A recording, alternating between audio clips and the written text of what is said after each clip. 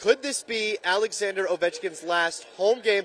We'll have to wait and see, but we do know he's the NHL's all-time leading goal scorer. And I noticed inside of your jacket you have Maryland flags all over the place. We just want to show our camera that the Maryland pride's all over for head coach Brenda Freese. And they're going to have to do it with the arms and I guess now the legs of number 7. All right, well, we have some breaking news tonight. Maryland Athletic Director Jim Smith just announced Matthew Small is the Chief Financial Officer for Maryland Athletics. And one other very, very important note for you sports junkies out there, the Commanders and Seahawks are wearing their throwback uniforms this week. This makes me so happy. Look at this beautiful, beautiful jersey. From dad to mom.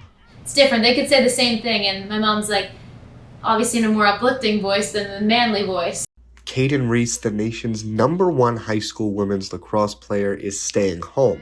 Next year, she'll go from Maryville High School, where her dad is the head coach, to the University of Maryland to be coached by her mom. I was hopeful that she was going to choose Maryland, but was kind of caught in that middle where I wanted her to have her experience and get all the attention that she deserves. But at the same time, I wanted to lock her up and get her to say she's coming to play for the Terps. I didn't really look at any other schools. I knew it was Maryland, but I don't know, I decided, I think on September 1st, so it wasn't really a decision for me. It was always Maryland Lacrosse for Cayden. Her mom is a national championship winning coach. We knew she was something special from the start. And her current head coach and dad, Brian, is undefeated so far this season. Maryland Lacrosse is a big part of Kathy and I's life and our career, and to have our kids kind of be in the same field and wearing the same uniforms is pretty special for us. Both parents played lacrosse at Maryland, and her brothers are currently on the men's lacrosse team.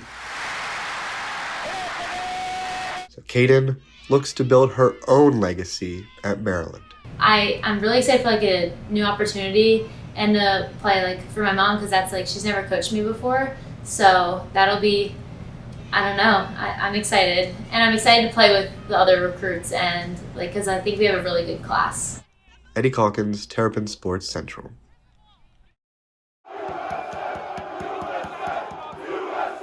The countdown to the 2026 FIFA World Cup is on. And even with no games in Washington, the nation's capital could still see the economic benefits from people like DC soccer fan Wes Brown. People who, maybe can't afford to get 2 games, even if they wanted to, having the opportunity to watch the game with other people, it's just a completely different experience. 6 months away and businesses are already gearing up for the 39-day tournament. We've been very closely associated with soccer, being a German themed beer garden. Dimitri Shakalden owns multiple restaurants in D.C., including Jackie and Dacha Beer Garden in Navy Yard, right across from Nationals Park. And they consistently host D.C. soccer watch parties. I think the average check for soccer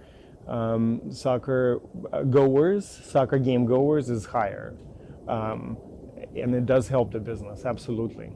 The Kennedy Center will host the 2026 World Cup final draw tomorrow in D.C., but when the tournament kicks off in July, there'll be no actual games here in the district. That's because Audi Field right here is deemed too small to host a World Cup game. But some potentially good news for the nation's capital, the 2031 Women's World Cup just submitted a bid where potentially the new RFK Stadium site could be a host site. I think the women's game growing, especially in D.C., the Spirit have done an amazing job of packing Audi Field, even more than D.C. United at certain points. In Navy Yard, Eddy Calkins, CNS TV. In December of 2023, the Maryland Athletic Department unveiled a new $11 million field hockey and women's lacrosse complex. It's the third of the expected 9 new facilities in the athletic department's Building Champions campaign. Building Champions campaign, it's encompassing in a way that it's a platform that gives us a runway to how we're going to support all of our sport programs from a facility standpoint. The goal is simple: build champions through new facilities, supporting Maryland's more than 500 student athletes. The campaign was introduced in January 2020, and now the results are beginning to show. So many facility upgrades that are coming under this administration's leadership, and women's lacrosse and field hockey. It's been long needed, and something that is just much appreciated. Funding for the new facilities relies heavily on private donors and the athletic department's revenues.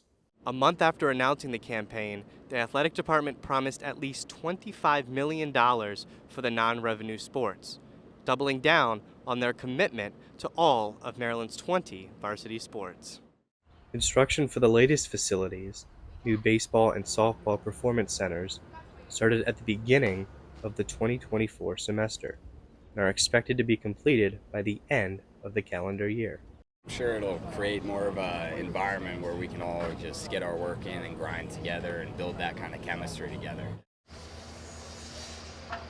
Last summer, the department broke ground on the new men and women's Barry P. Gossett Basketball Performance Center. It's expected to cost $52 million, the second highest in the campaign, behind football's Jones Hill House. But as for now, Mills says the campaign should be completed in a little bit longer than 3 years. Having that kind of broad view, that master plan, if you will, gave an understanding not only for our staff to know what's to come, our student athletes, our coaches, our internal staff, but also for our donors to know kind of where they can start anticipating what investment they can help with from a facility standpoint.